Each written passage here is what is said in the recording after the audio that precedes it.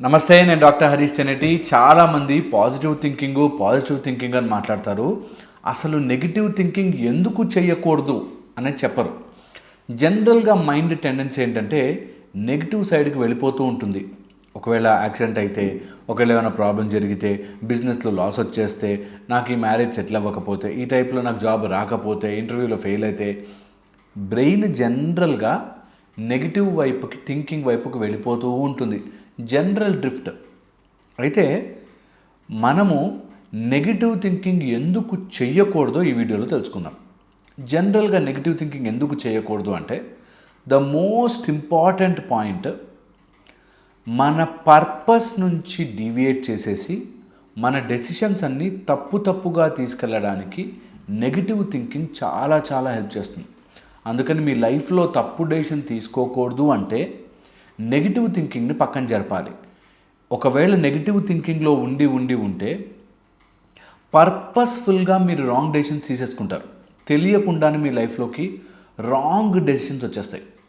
మన ఈ మధ్యన ఒక అమ్మాయి ఒకతన్ని చాలా ఇష్టపడ్డానండి, వాడు మా కాస్ట్ కాదు, అయినా కూడా నేను పోరాడి ఇష్టపడ్డానండి, నాకు చాలా ఇష్టం అండి అనేది చెప్పుకొచ్చింది. కాస్ట్ విషయం నాకెందుకు చెప్తున్నావు అమ్మా, ఏమైంది, ప్రాబ్లం ఏంటి అని అడిగా.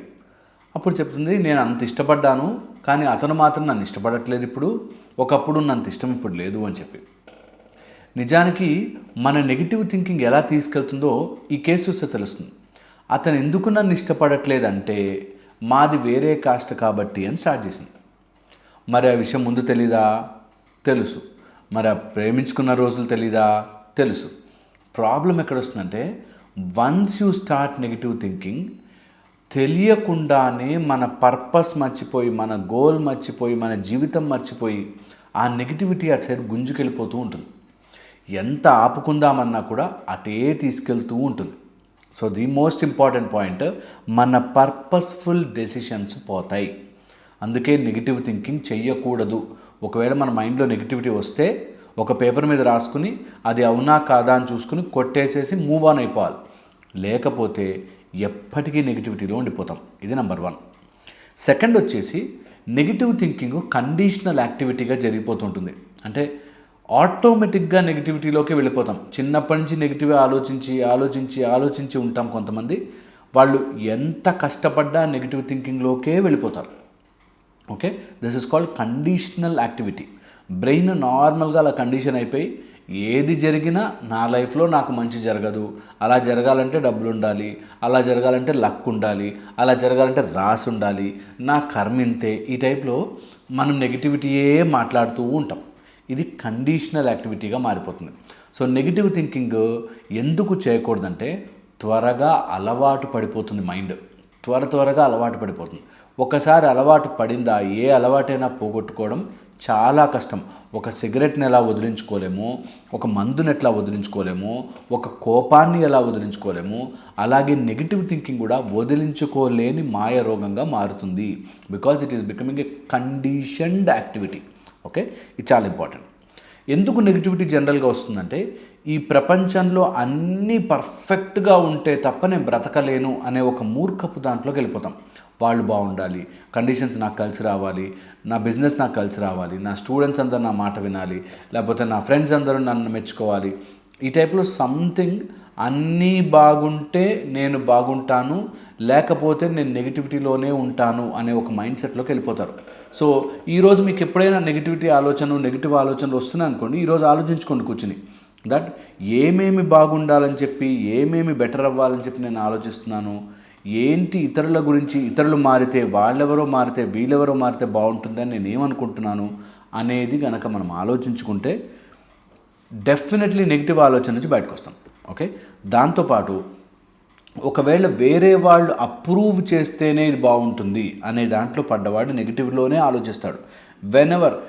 ఎవరైనా నన్ను మా డాడీ మెచ్చుకోవాలి, మా ఫ్రెండ్స్ మెచ్చుకోవాలి, లేకపోతే నా టీచర్ ఇట్లా అనాలి, లేకపోతే నా భార్య నన్ను మెచ్చుకోవాలి, నా భర్త నన్ను మెచ్చుకోవాలి, ఇట్లా వాళ్ళెవరో మెచ్చుకుంటే నేను ఆనందంగా ఉంటాను అనే జోన్లోకి వెళ్ళినప్పుడు వాళ్ళ అప్రూవల్తో, ఎదుటవాడి అప్రూవల్తో బ్రతికినవాడు ఎప్పుడూ నెగిటివ్ ఆలోచనలో ఎక్కువ ఉంటుంది. నేను నచ్చనా, ఈ డ్రెస్ వాళ్ళకి నచ్చుతుందో లేదో, నచ్చకపోతే ఎట్లాగా, నన్ను పార్టీలో ఏమైనా అనుకుంటారేమో, ఈ టైప్లో నెగిటివిటీ వస్తూనే ఉంటుంది. ఎప్పుడైతే నీ ఫోకస్ అంతా ఇతరుల మీద పెడతావో నీది నెగిటివ్ అయిపోయింది, వాళ్ళది పాజిటివ్ అయిపోయింది. ఇది బాగా ఎక్కించుకోండి మైండ్కి. మీరు ఎప్పుడైనా నెగిటివ్ థింకింగ్లో ఉంటే పాజిటివ్ వాళ్ళకి ఇచ్చేస్తున్నారు కాబట్టి మీకు మిగిలేది నెగిటివే. సో ఎప్పుడు ఫోకస్ని మీ సైడ్కి తిప్పే ప్రయత్నం చేయండి. మీకు తెలియకుండానే ఒక బ్యూటిఫుల్ మెకానిజం మీ లోపల తయారవుతుంది.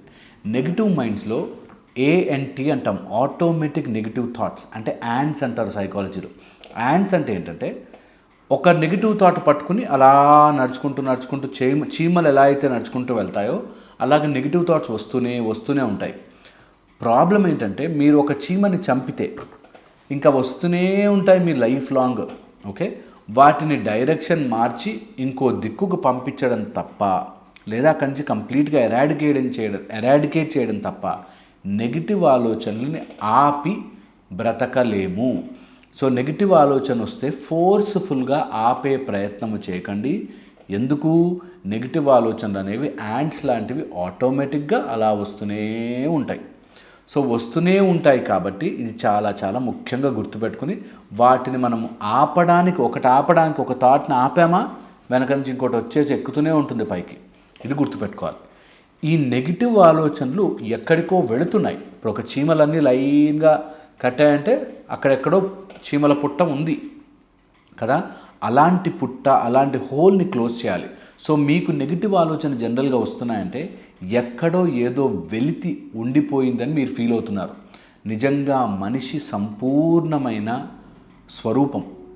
మనమే ఏదో జరిగితే, ఏదో అయితే, ఈ ప్రపంచం ఇలా ఉంటే, అలా ఉంటే, వాడు బాగుంటే, వీడు బాగుంటే అని మనమే తయారు చేసుకుంటున్నాం. కాబట్టి ఆటోమేటిక్గా మీ మైండ్లో చాలా చీమలు నడుస్తూ అటువైపుకు వెళుతూ ఉంటాయి. అండ్ వాటికి తగ్గట్టుగా చూసావా ఆమె ఇట్లా తిరిగిందంటే ఆ రోజు నేను చేసిన దానికి నవ్వుకుంటుందేమో, చూసావా వీటిద్దరూ మాట్లాడుకుంటున్నారేమో అని అన్ని నెగిటివ్ ఆలోచనలే వస్తాయి. ఓకే, సో అందుకని ఆటోమేటిక్ నెగిటివ్ థాట్స్ని ఆ చీమల పుట్ట దగ్గరికి వెళ్లకుండా ఆ చీమల పుట్టలో ఏముందో చేసి దాన్ని కంప్లీట్గా ఎండ్ చేయాలి. అలాగే మీరు కూడా మీ లోపల ఉండే ఆ ఎంప్టీనెస్, ఎవరో అప్రూవల్తోనో లేకపోతే నాకు ఏదో జరిగిపోతుందనో, ఈ నెగిటివ్ ఆలోచనలు నుంచి నాకు ఏదో బెనిఫిట్ వస్తుందనో ఆలోచించి ఇతరులని ద్వేషిస్తున్నారో చూసుకోండి. మిమ్మల్ని మరీ ఎక్కువగా చూసుకున్నా, ఇతరులని ద్వేషించినా మీ జీవితంలో నెగిటివ్ ఆలోచనలు ఆగవు.